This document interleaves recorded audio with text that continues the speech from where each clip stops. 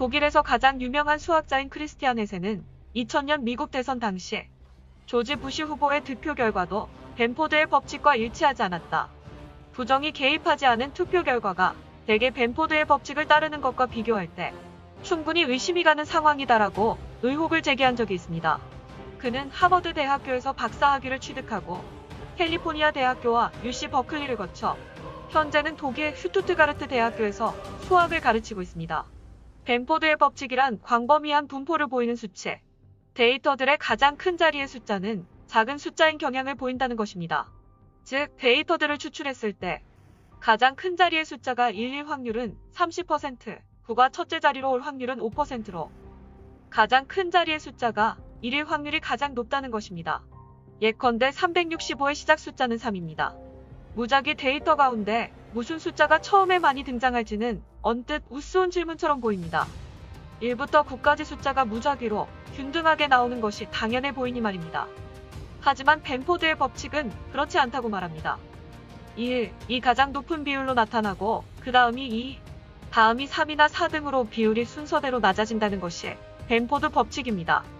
공학자이자 물리학자인 프랭크 벤포드는 100년 전쯤 이 불공평한 세계를 발견했습니다. 거기에 마음을 완전히 빼앗긴 채 강의 길이, 호수의 면적, 유명인들의 집 주소, 자연에서 관찰한 각종 보편적 상수들 등 수천 개의 데이터 세트를 수집 및 분석했고 첫 자리 숫자의 분포가 고르지 않을 때가 매우 많다는 사실을 확인했습니다. 벤포드의 법칙이 실생활에도 도움이 될까요? 당연히 그렇습니다. 이를테면 어떤 데이터의 조작 여부를 간파할 수 있습니다. 실제로 많은 데이터 분석가가 벤포드 법칙의 정확도를 확신하고 있습니다. 이 법칙은 미국의 국세청과 한국의 국세청에서 회계 조작을 잡아내는데 절대적으로 사용하고 있습니다. 미국과 유럽의 각종 세무조사 당국도 국민들의 세금 신고서를 벤포드의 법칙으로 검토합니다. 벤포드의 법칙에 어긋나는 세금 신고서는 보다 면밀하게 추가 조사에 들어간다고 합니다. 그만큼 벤포드의 법칙에 들어맞지 않는 수치들은 허위거나 조작되었을 공산이 크다는 말입니다. 이러한 벤포드 법칙은 현재 미국 회계사들 사이에서 미국 대선 부정선거 의혹을 뒷받침하는 증거로 폭발적으로 이용되고 있습니다. 승부 조작이나 논문 조작, 여론 조작을 밝혀내는 벤포드 법칙을 이번 미국 대선이나 대한민국 총선에 대입해보면 이 두 곳의 선거가 모두 이자연 법칙에 가까운 수학 법칙을 철저하게 위배하고 있음을 알 수 있습니다. 표를 보면 상단 좌측 주황색 선은 벤포드 법칙 적용 기준선입니다. 좌측의 트럼프 청색선은 벤포드 법칙에 나란히 가지만 바이든의 청색선은 겨울날 눈밭에 누렁이가 날뛰는 것처럼 날뛰고 있습니다. 일반인인 우리가 보기에도 매우 불규칙한 분포를 보임을 알 수 있습니다. 따라서 바이든의 투표는 상당히 이 벤포드 법칙에서 어긋난 것으로 투표 조작을 의심해 볼 수 있습니다. 아래의 도표를 보면 위스콘신주의 2020년도 대선 투표율은 89.3%였습니다. 이것 역시 수학적으로 거에 있을 수가 없는 그런 확률입니다. 회색의 일직선의 선이 위스콘신주의 평균 투표율 선입니다. 역대 선거 투표율을 보면 회색의 평균선에서 크게 벗어나지 않고 왔다 갔다 합니다. 그런데 이번 대선에서는 갑자기 하늘 위로 선이 치솟습니다. 89.3%, 이건 뭐 위스콘신에 사시는 10명 중 9명이 투표를 했다는 겁니다. 여기 어디 북한이랍니까? 공산주의 국가 빼놓고 이런 투표율이 가능하긴 한 걸까요? 이것은 민주주의 국가에서 있을 수가 없는 통계입니다. 이를 한국 총선에도 대입해 볼까요? 민주당 관내 사전투표를 표시하는 하늘색 선은 벤포드 법칙에 크게 벗어나 있는 것을 볼 수 있습니다. 아무리 그래프를 못 보는 막눈이라 하더라도 위의 표에서 유독 눈에 띄는 두 개의 선이 보이실 것입니다. 파란색 선과 빨간색 선입니다.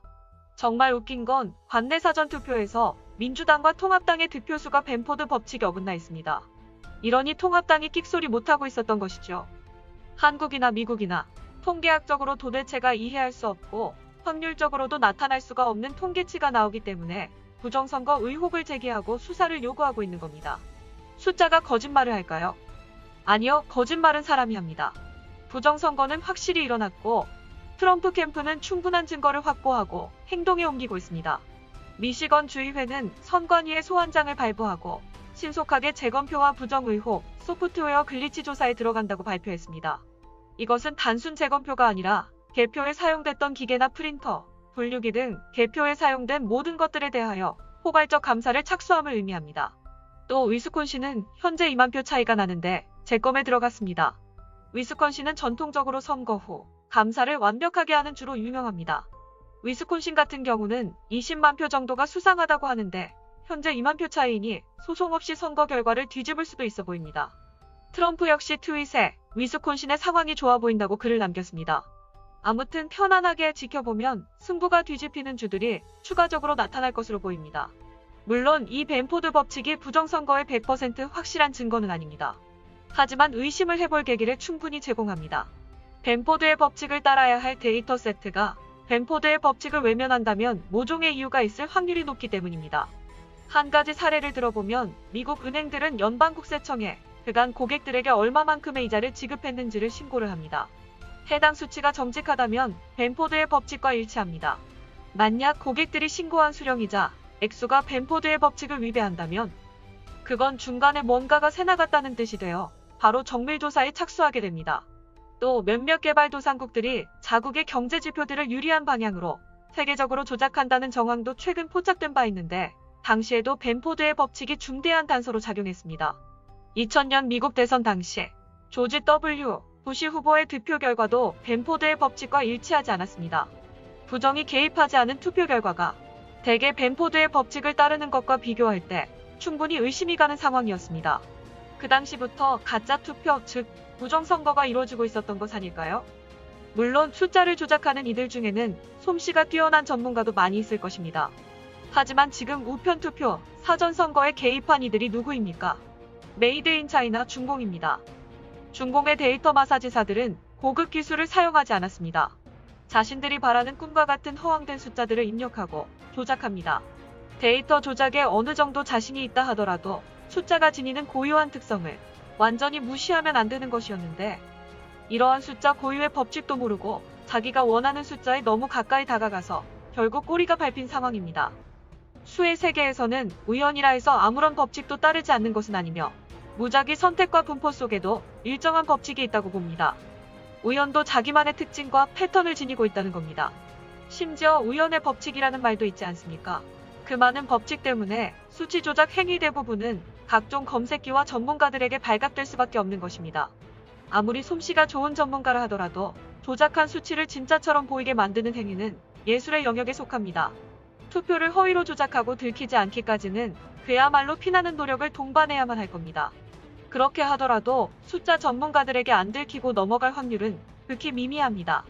민주당과 그 한패거리들은 그 부분을 아예 몰랐기에 모두 깜방에 가게 생겼습니다. 수학자 크리스티안 헤세는 벤포드 법칙을 심하게 위배하는 통계가 있다면 즉시 쓰레기통에 버리는 게 이익이라고 말합니다.